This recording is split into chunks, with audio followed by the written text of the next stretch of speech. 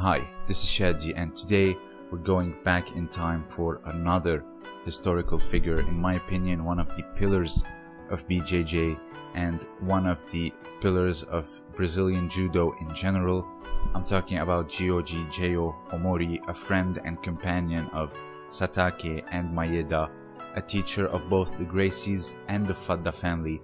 He had a life that is filled with challenges, teaching for someone that lived a relatively young life. So, JYAOJI Omori was born in Tokyo, Japan in 1898 and passed away in Brazil in 1938 at the age of 40 years old. So, he was a Japanese Kodokan judoka, a companion of Satake and Maeda in their travels, and he was one of the first to open up a judo school in Brazil and had Luiz França, Carlos Pereira and Oswaldo Fadda among his students. So in 1906, Omori started training at the Kodokan. He was 8 years old. He was training under Tokugoro Ito, and at 17 he got his first degree black belt, which shows a different aspect of other Kodokan judokas. For example, people like Tokio Hirano, Mifune, etc. They got their black belts in like the first 1 or 2 or 3 years of their training, and then the next dan like 6 months later, etc. But here you can see with JYAOJI Omori, it is different. It seems that they had criterias for black belts, and it seems that those that we discussed before were truly of elite status when it comes to judo and technique in general. So JYAO followed Ito on some trips to the west, to the United States, and before being eventually settled in Brazil with Maeda and Satake and other judokas that I discussed in my Satake video. So Omori first arrived in Sao Paulo, Brazil in 1928. He became part of the Querolo circus, where he worked as a prize fighter.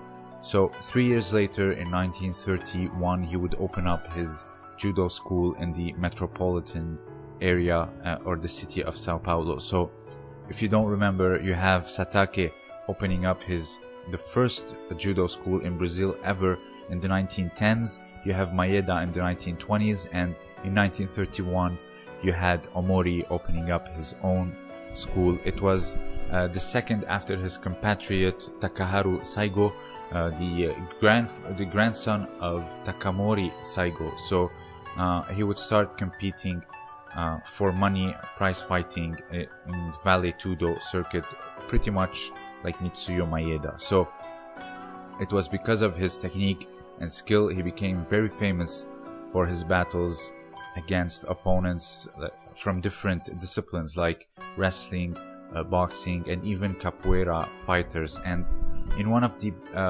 best known competitions or shows, he surprised the audience by tapping out in few minutes a huge indigenous man who was double his weight, and that story was even featured in the New York Times in 1928. I tried to find the article or even if there's a picture, but I couldn't. So in 1931, Omori had a fight with the famous Fred Ebert, which ended in a draw due to time running out. So let's talk about his relationship with the Gracie family, and particularly Carlos Gracie, because that, in my opinion, I found it very interesting, especially from the Gracie side of the story. So he was a teacher of both George and Carlos Gracie, the patriarchs of the Gracie family, if you want.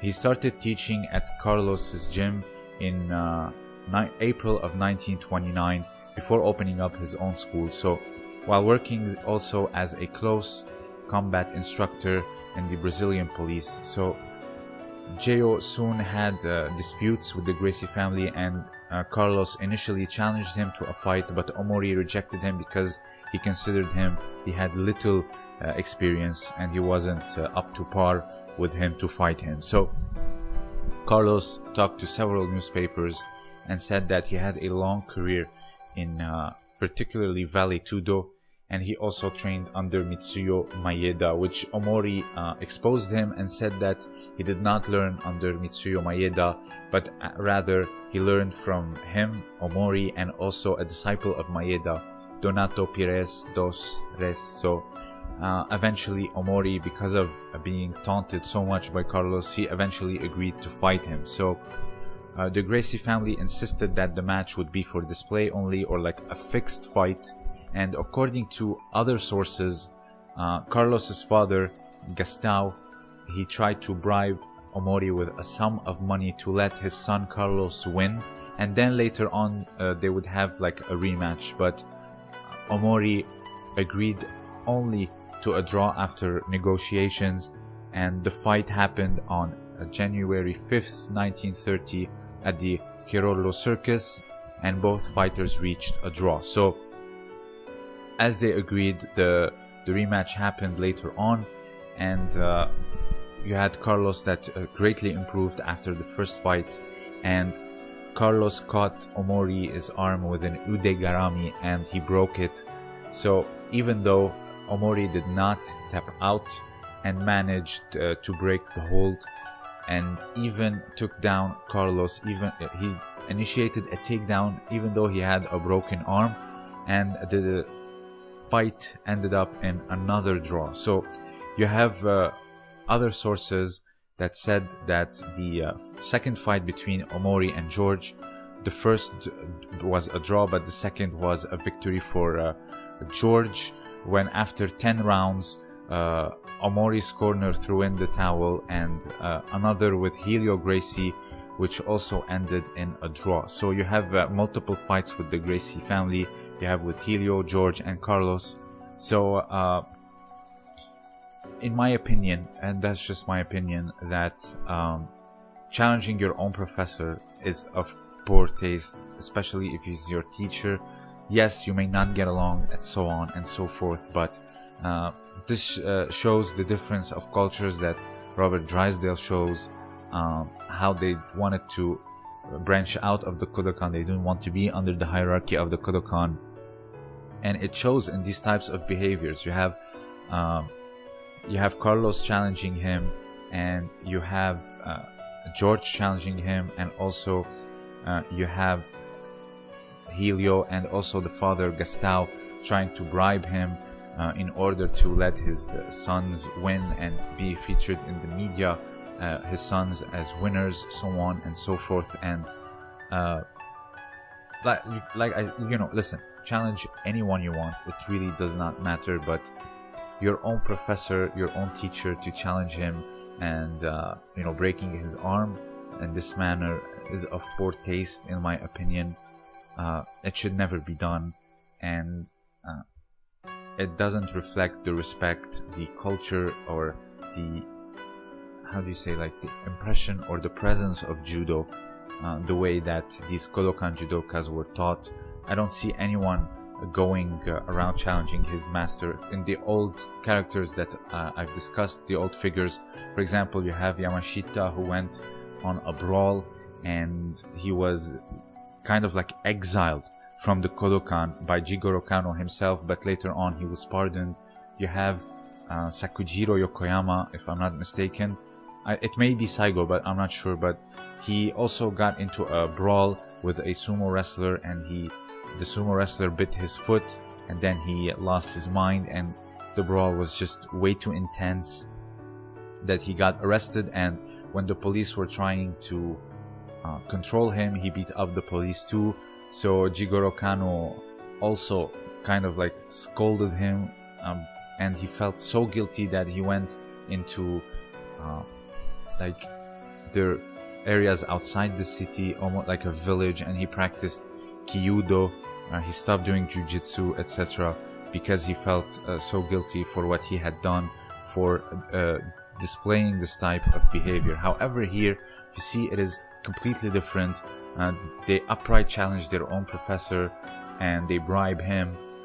It is a completely different culture, and also that's just me, like I said, but this is just a poor taste. Challenge people, I have no problem. Dojo Yaburi was a thing. People would go in other people's dojos They would have challenges out of respect, so on and so forth. And if they lost, they would say, hey, you know, your school is obviously better than mine, so I'll go in. One of them being Yokoyama himself. He lost in a dojo yaburi, so he became eventually a Kodokan judoka. So